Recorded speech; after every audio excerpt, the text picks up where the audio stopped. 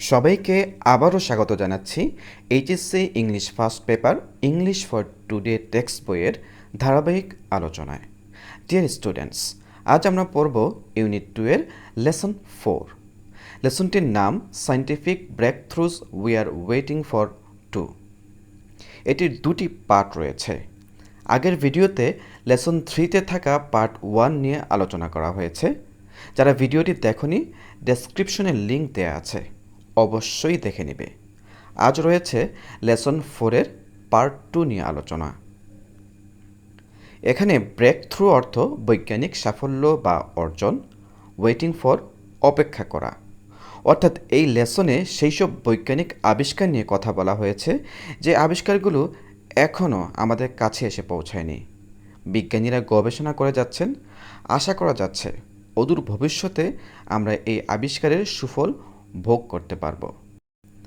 এই লেসনে যে বৈজ্ঞানিক গবেষণাগুলো নিয়ে আলোচনা করা হয়েছে তা হল ম্যানড মিশন টু মার্স, মঙ্গল গ্রহে মনুষ্য অভিযান, ন্যানো মেডিসিন এবং journey to the centre of the earth, পৃথিবীর কেন্দ্রে ভ্রমণ। আলোচনায় যাবার পূর্বে তাদেরকে ধন্যবাদ দিতে চাই যারা সুন্দর সুন্দর কমেন্ট করে আমাকে কাজে উৎসাহিত করেছেন। তাদের সবার জন্য রইল আমার অফুরন্ত ভালোবাসা। So let's get started our today's discussion. শুরুতেই রয়েছে ম্যানড মিশন টু মার্স বা মঙ্গল গ্রহে মনুষ্য অভিযান নিয়ে আলোচনা। লেখক বলছেন, পুটিং ম্যান অন মার্স, মঙ্গল গ্রহে মানুষ পাঠানো হ্যাজ বিন অ্যান আইডিয়া, একটি ধারণা হিসেবে চলে আসছে ইন সায়েন্স ফিকশন, বৈজ্ঞানিক কল্পকাহিনীতে, ফর কোয়াইট এ হোয়াইল, অনেক দিন ধরে। মঙ্গল গ্রহে মানুষ পাঠানোর বিষয়টি দীর্ঘকাল ধরে বৈজ্ঞানিক কল্পকাহিনীতে একটি ধারণা বা ভাবনা হিসেবে চলে আসছে। অর্থাৎ মঙ্গল গ্রহে মানুষ যাওয়া শুধু কাল্পনিক কাহিনীর একটি ধারণা আর ভাবনা ছাড়া কিছুই ছিল না। মনে করা হতো মঙ্গল গ্রহে যাওয়া মানুষের পক্ষে সম্ভব নয়, তাই তৈরি করা হয়েছে অনেক বৈজ্ঞানিক কল্পকাহিনী, আর মানুষকে সেই কল্পকাহিনীতে মঙ্গল গ্রহে বিচরণ করতে দেখা যেত। এই কথাই বোঝাতে লেখক বলেছেন, মঙ্গল গ্রহে মানুষ পাঠানো দীর্ঘকাল ধরে বৈজ্ঞানিক কল্পকাহিনীতে একটি ভাবনা বা ধারণা হিসেবে চলে আসছে। কিন্তু বর্তমানে বিভিন্ন দেশ মঙ্গল গ্রহে সফলভাবে রোবট পাঠাতে পেরেছে। নাসা সহ অনেক দেশ চাঁদে মানুষ পাঠানোর পরিকল্পনা গ্রহণ করেছে। যা একসময় ছিল কল্পনা, তা এখন বাস্তব হতে চলেছে। লেখক এ কথার প্রতি ইঙ্গিত করেই প্রথম লাইনটির অবতারণ করেছেন। সায়েন্টিফিক ফিকশন, বৈজ্ঞানিক কল্পকাহিনী, কোয়াইট এ হোয়াইল অর্থ অনেক লম্বা সময় বা দীর্ঘকাল। হাউএভার, যত কল্পকাহিনী থাকুক না কেন, when man first walked on the moon, মানুষ যখন প্রথম চন্দ্রপৃষ্ঠে হেঁটেছিল, ওয়াকিং অন মার্স, মঙ্গল গ্রহে মানুষ হাঁটার বিষয়টি সাডেনলি সিমড ফিজিবল, হঠাৎ করে মনে হয়েছিল চাঁদের মতো মঙ্গল গ্রহেও মানুষ পাঠানো সম্ভব। যত কল্পকাহিনী থাকুক না কেন, মানুষ যখন প্রথম চাঁদে হেঁটেছিল, তখন মঙ্গল গ্রহে মানুষ হাঁটার বিষয়টি হঠাৎ করে মনে হয়েছিল মঙ্গল গ্রহেও মানুষ পাঠানো সম্ভব। অর্থাৎ চাঁদে হাঁটার সময় মনে হলো যে চাঁদে যেহেতু হাঁটা সম্ভব হয়েছে, তাহলে মঙ্গল গ্রহেও হাঁটা সম্ভব। তখন থেকে কাল্পনিক এই বিষয়টিকে বাস্তবে রূপদান করা শুরু হয়েছে। এখানে সিম শব্দের অর্থ মনে হওয়া আর ফিজিবল অর্থ সম্ভব। A manned mission to Mars, মঙ্গল গ্রহে মনুষ্য অভিযান, would be a huge milestone, বিরাট একটি সাফল্য হতে পারে ইন স্পেস এক্সপ্লোরেশন, মহাশূন্য গবেষণার ক্ষেত্রে। মহাশূন্য গবেষণার ক্ষেত্রে এক বিশাল মাইলফলক বা সাফল্য হিসেবে কাজ করবে মঙ্গল গ্রহে মনুষ্য অভিযান। হিউজ মাইলস্টোন অর্থ বিশাল মাইল ফলক বা বিজয়। স্পেস এক্সপ্লোরেশন মহাশূন্য গবেষণা। মঙ্গল গ্রহে মনুষ্য অভিযান মহাকাশ গবেষণার ক্ষেত্রে কেন এত বিশাল সাফল্য নিয়ে আসবে? এর কারণ লেখক বলছেন, it would allow a more in depth study of the red planet.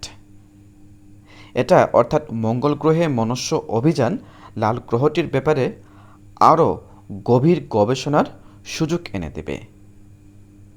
Study অর্থ এখানে গবেষণা, দ্য রেড প্ল্যানেট মানে লাল গ্রহ।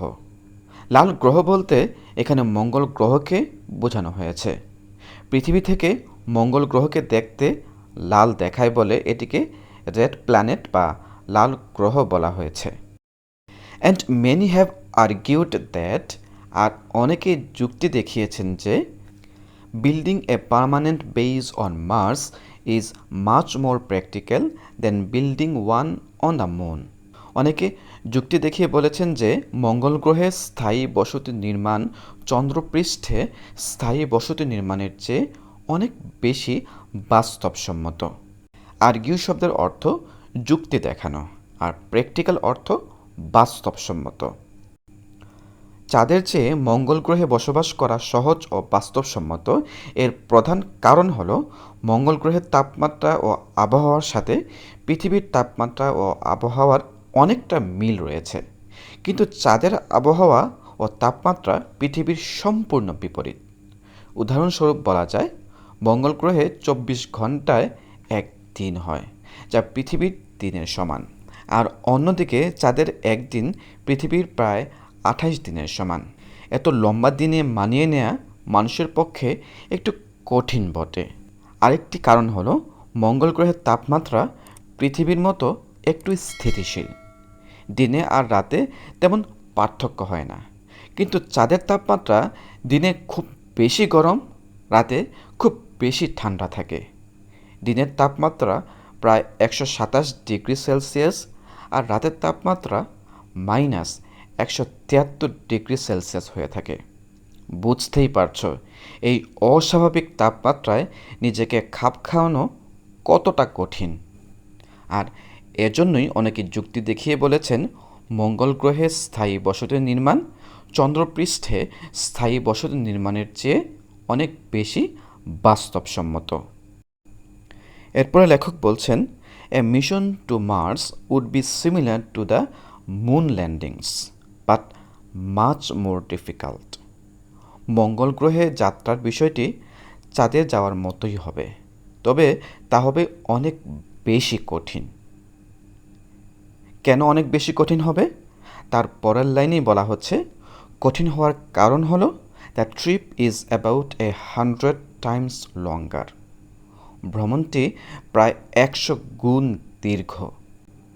মঙ্গল গ্রহে ভ্রমণ চাঁদের ভ্রমণের চেয়ে 100 গুণ দীর্ঘ, কারণ চাঁদের দূরত্ব পৃথিবী থেকে 3,84,400 কিলোমিটার, কিন্তু মঙ্গল গ্রহের দূরত্ব পৃথিবী থেকে প্রায় 54 মিলিয়ন কিলোমিটার বা 5,50,00,000 কিলোমিটার। কঠিন হওয়ার আরও একটি কারণ হলো and there are new problems such as the Martian weather which must be considered. এবং এতে আরও নতুন সমস্যা রয়েছে, যেমন মঙ্গল গ্রহের আবহাওয়া, যাকে অবশ্যই বিবেচনায় রাখতে হবে।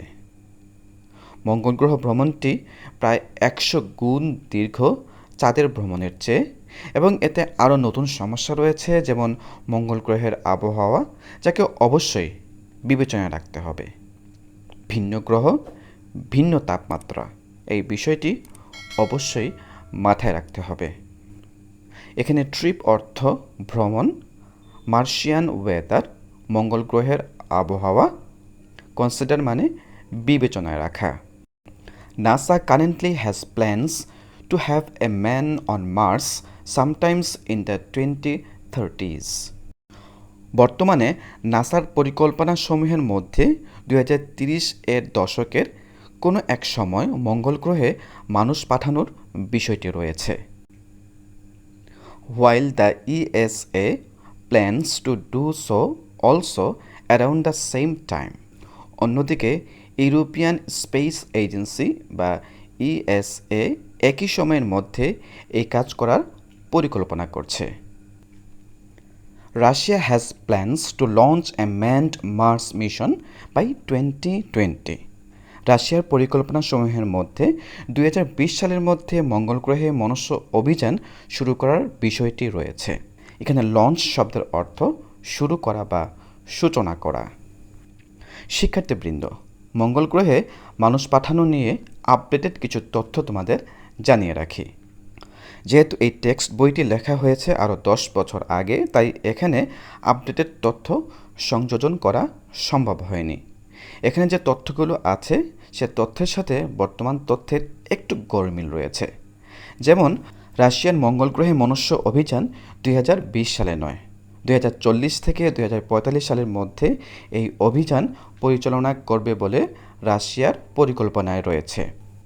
রাশিয়া 2020 সালে মঙ্গল গ্রহে একটি রোবট পাঠাতে চেয়েছিল, কিন্তু কারিগরি সমস্যার কারণে তা পাঠানো সম্ভব হয়নি। সেটি 2022 সালে পাঠাবে বলে রাশিয়ার গণমাধ্যম জানিয়েছে। ইউরোপিয়ান স্পেস এজেন্সির পরিকল্পনায় মঙ্গল গ্রহে মনুষ্য পাঠানোর কোনো পরিকল্পনা আপাতত নেই। তবে 2030 সালের মধ্যে নাসা মঙ্গল গ্রহে মনুষ্য অভিযান পরিচালনার কথা জানিয়েছে। এরপর রয়েছে ন্যানো মেডিসিন নিয়ে আলোচনা।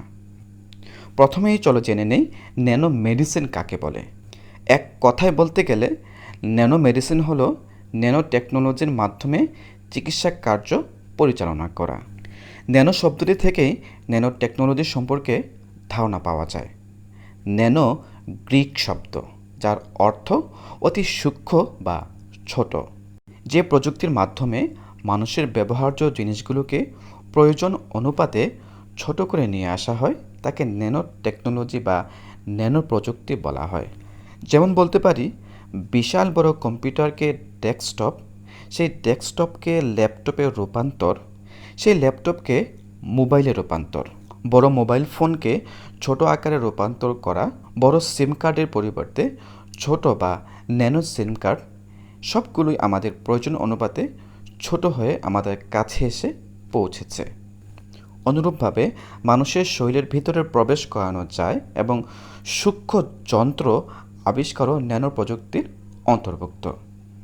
এই প্রযুক্তির মাধ্যমে রক্তের সূক্ষ্ম সূক্ষ্ম কণার মতো রোবট তৈরি করা হবে মেডিসিনের সূক্ষ্ম সূক্ষ্ম অণু। এগুলো আমূল পরিবর্তন ঘটাবে চিকিৎসা খাতে। থাকবে না ঔষধের সাইড এফেক্ট, এমনকি ক্যান্সারের মতো বড় রোগকেও নির্মূল করা যাবে অতি সহজে। আর এটাই হলো ন্যানো মেডিসিন। এখন চলো প্যাসেজে কী লেখা আছে আমরা সেটা পড়ি।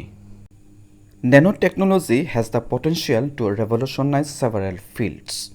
ন্যানো প্রযুক্তির কয়েকটি ক্ষেত্রে বিপ্লব ঘটানোর সম্ভাবনা রয়েছে। But its greatest contribution may very well be in medicine. কিন্তু এর সবচেয়ে বড় অবদান হবে ঔষধশাস্ত্রে। এখানে পটেনশিয়াল শব্দের অর্থ সম্ভাবনা, রেভলিউশনাইজ অর্থ বিপ্লব ঘটানো, সেভারাল ফিল্ডস কয়েকটি ক্ষেত্রে, এবং কন্ট্রিবিউশন অর্থ অবদান। The applications of nanotechnology in medicine are literally endless. ঔষধশাস্ত্রে ন্যানো প্রযুক্তির প্রয়োগ আক্ষরিক অর্থেই সীমাহীন। এখানে অ্যাপ্লিকেশন শব্দের অর্থ প্রয়োগ বা ব্যবহার, লিটারালি আক্ষরিক অর্থে, আর এন্ডলেস সীমাহীন। তারপরে লেখক বলছেন, molecules could be built to stick to and destroy cancer cells and only cancer cells. Nanotechnology ব্যবহার করে মেডিসিনের অণু তৈরি করা হবে যা ক্যান্সার সেলের সাথে লেগে থাকবে এবং ক্যান্সার সেলকে ধ্বংস করবে। এবং মনে রাখবে, শুধু ক্যান্সার সেল ধ্বংস করবে, অন্য কোনো সেলকে নয়। মলিকিউল অর্থ অণু, স্টিক শব্দের অর্থ কোনো কিছুর সাথে লেগে থাকা, আর ডেস্ট্রয় অর্থ ধ্বংস করা। প্রিয় শিক্ষার্থীবৃন্দ, তোমরা জানো অণুর আকার অনেক অনেক ছোট হয়, যাকে একমাত্র অণুবীক্ষণ যন্ত্র দিয়ে দেখা যায়। ন্যানো প্রযুক্তির মাধ্যমে মেডিসিনের এরকম সূক্ষ্ম সূক্ষ্ম অণু তৈরি করা হবে যে অণুটি ক্যান্সারের সেলের সাথে আটকে থেকে শুধুমাত্র ক্যান্সার সেলকে ধ্বংস করবে। ক্যান্সারের বর্তমান চিকিৎসা পদ্ধতিতে শুধু ক্যান্সার সেল ধ্বংস করা যায় এমন কোনো পদ্ধতি নেই। ক্যান্সারের সেল ভালো সেলের সাথে মিশে যায় বলে ক্যান্সার সেলকে ধ্বংস করা প্রায় অসম্ভব হয়ে পড়ে।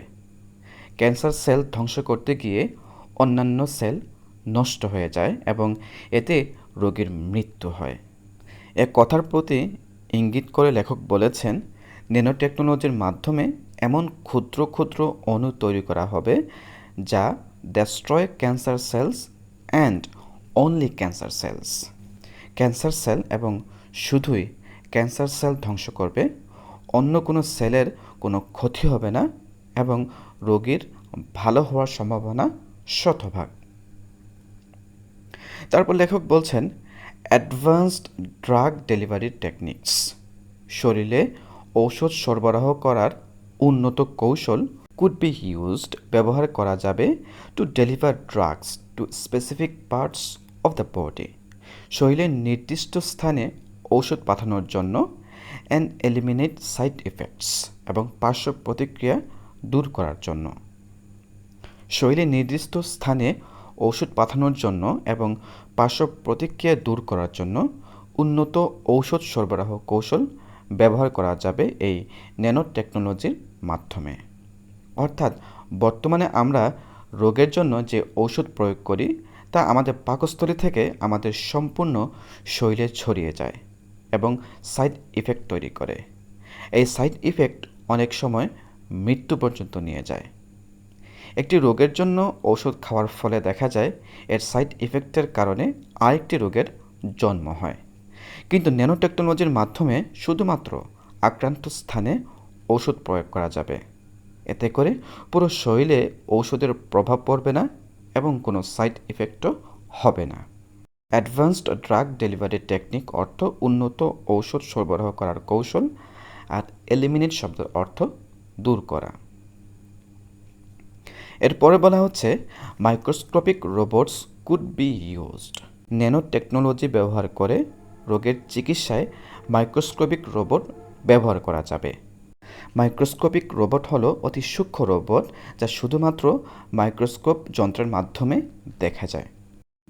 এরকম সূক্ষ্ম রোবট ব্যবহার করা যাবে to perform ultra delicate surgeries, অতি সূক্ষ্ম সার্জারি বা অপারেশন করার ক্ষেত্রে। অনেক বড় বড় অপারেশন যেগুলো অনেক সূক্ষ্ম ও সাবধানতার সাথে করতে হয়, যেমন হার্ট, কিডনি, ফুসফুসের অপারেশন, সেসব অপারেশন অনায়াসে করা যাবে এই মাইক্রোস্কোপ রোবটের মাধ্যমে কোনো প্রকার ঝুঁকি ছাড়াই। এই সূক্ষ্ম রোবট ব্যবহার হবে টু রিপেয়ার ড্যামেজড টিস্যুস, ক্ষতিগ্রস্ত টিস্যুর চিকিৎসায়, or to hunt down and destroy certain cells like cancer cells or bacteria, অথবা ক্যান্সার সেল বা ব্যাকটেরিয়ার মতো নির্দিষ্ট সেলসমূহ খুঁজে বের করতে এবং ধ্বংস করতে মাইক্রোস্কোপিক রোবট ব্যবহার করা যাবে। এই রোবট এতই দক্ষ যে সে পুরো শরীর থেকে ক্যান্সার সেল খুঁজে বের করবে এবং তা ধ্বংস করে দেবে। এজন্যই লেখক বলছেন, অতি সূক্ষ্ম সার্জারিতে, ক্ষতিগ্রস্ত টিস্যুর চিকিৎসায়, অথবা ক্যান্সার সেল বা ব্যাকটেরিয়ার মতো নির্দিষ্ট সেল খুঁজে বের করতে এবং ধ্বংস করতে আণুবীক্ষণিক রোবট ব্যবহার করা যাবে। মাইক্রোস্কোপিক রোবট অর্থ আণুবীক্ষণিক রোবট যা মাইক্রোস্কোপিক যন্ত্র দিয়ে দেখা যায়। আলট্রা ডেলিকেট সার্জারিজ, অতি সূক্ষ্ম সার্জারি বা অপারেশন। হান্ট ডাউন, খুঁজে বের করা। তারপরে লেখক ন্যানোমেডিসিনের বর্তমান অবস্থা তুলে ধরে বলছেন, nanomedicine is currently in its infancy. Nanomedicine বর্তমানে এর শিশু বা প্রাথমিক অবস্থায় রয়েছে, but it may prove to be the biggest breakthrough in the modern medicine. কিন্তু এটা আধুনিক চিকিৎসাশাস্ত্রের সবচেয়ে বড় অর্জন হিসেবে হয়তো প্রমাণ করতে পেরেছে সিন্স দ্য ফার্স্ট ভ্যাকসিন, যখন থেকে প্রথম ভ্যাকসিন প্রয়োগ করা হয়েছে। প্রথম ভ্যাকসিন প্রয়োগ করার মাধ্যমে ন্যানো টেকনোলজি কতটা সফল তা প্রমাণ করতে পেরেছে, কারণ এটি তৈরি হয়েছিল ন্যানো প্রযুক্তির মাধ্যমে। এখানে ইনফ্যান্সি শব্দের অর্থ শিশু বা প্রাথমিক অবস্থাকে বোঝানো হয়েছে। প্রুভ অর্থ প্রমাণ করা বা প্রমাণ রাখা। ব্রেক থ্রু বৈজ্ঞানিক গবেষণার সাফল্য বা অর্জন। এরপরে রয়েছে journey to the centre of the earth, পৃথিবীর কেন্দ্রে ভ্রমণ। ইন দ্য 19th century, 19 শতকে, it was generally thought that, সাধারণত এটা ভাবা হতো যে man would reach the centre of the earth, মানুষ পৃথিবীর কেন্দ্রে যেতে পারবে long before he reached the moon, চাঁদে যাওয়ার অনেক আগেই। 19 শতকে সাধারণত এটা ভাবা হতো যে মানুষ চাঁদে যাওয়ার অনেক আগেই পৃথিবীর কেন্দ্রে যেতে পারবে। This shows just how unpredictable technology can be. এই বিষয়টি দেখায় যে প্রযুক্তি কতটা অনিশ্চিত হতে পারে। আনপ্রেডিক্টেবল অর্থ ভবিষ্যৎবাণী করা যায় না এমন বা অনিশ্চিত। A journey to the centre of the earth is actually much more difficult than it sounds. পৃথিবীর কেন্দ্রে ভ্রমণ করার বিষয়টি যেমন সহজ শোনায়, প্রকৃতপক্ষে এটা তার চেয়ে অনেক বেশি কঠিন। The pressure at the centre of the earth is enormous. পৃথিবীর কেন্দ্রের চাপ খুব প্রচণ্ড হয়ে থাকে। বিকজ এর কারণ হলো কোয়াইট লিটারালি, আক্ষরিক অর্থে, the entire weight of the world is on top of you. পৃথিবীর সম্পূর্ণ ওজন তোমার ওপরে হয়ে থাকে। এখানে এনার্মাস অর্থ প্রচণ্ড বা প্রচুর, কোয়াইট লিটারালি আক্ষরিক অর্থে, এন্টায়ার সম্পূর্ণ। There is no known substance, জানাশোনা এমন কোনো বস্তু নেই, নট ইভেন কার্বন ন্যানোটিউবস, এমনকি কার্বন ন্যানোটিউবও নেই, that can be maintain its shape at such a great pressure, যা এরকম প্রচণ্ড চাপের মধ্যে এর আকৃতি বজায় রাখতে পারে। কার্বন ন্যানোটিউব হলো এখন পর্যন্ত আবিষ্কৃত সবচেয়ে শক্তিশালী পদার্থ। এত শক্তিশালী পদার্থও এই চাপের মুখে টিকে থাকতে পারে না। সুতরাং বোঝাই যাচ্ছে পৃথিবীর কেন্দ্রে কতটা চাপ রয়েছে। সাবস্টেন্স অর্থ বস্তু।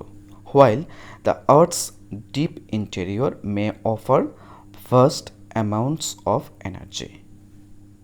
যদিও পৃথিবীর গভীর অভ্যন্তরভাগ বিশাল পরিমাণ শক্তির সুযোগ করে দিতে পারে, it may be quite a while before we can tap into it directly.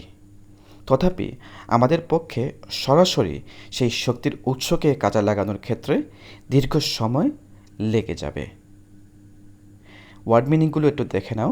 Deep interior, গভীর অভ্যন্তরভাগ বা সেন্টার অফ দ্য আর্থকে বোঝানো হয়েছে বা পৃথিবীর কেন্দ্রস্থল। ভাস্ট অর্থ বিশাল। ট্যাপ ইনটু ইট ডিরেক্টলি অর্থ সরাসরি সেই শক্তির উৎসকে কাজে লাগানো। সুপ্রিয় শিক্ষার্থীবৃন্দ, এই ছিল আজকের আলোচনা। আশা করি আলোচনাটি সবার ভালো লেগেছে। সবাই লাইক, কমেন্ট এবং শেয়ার করবে, আর অবশ্যই চ্যানেলটি সাবস্ক্রাইব করতে ভুলবে না। ধন্যবাদ সবাইকে।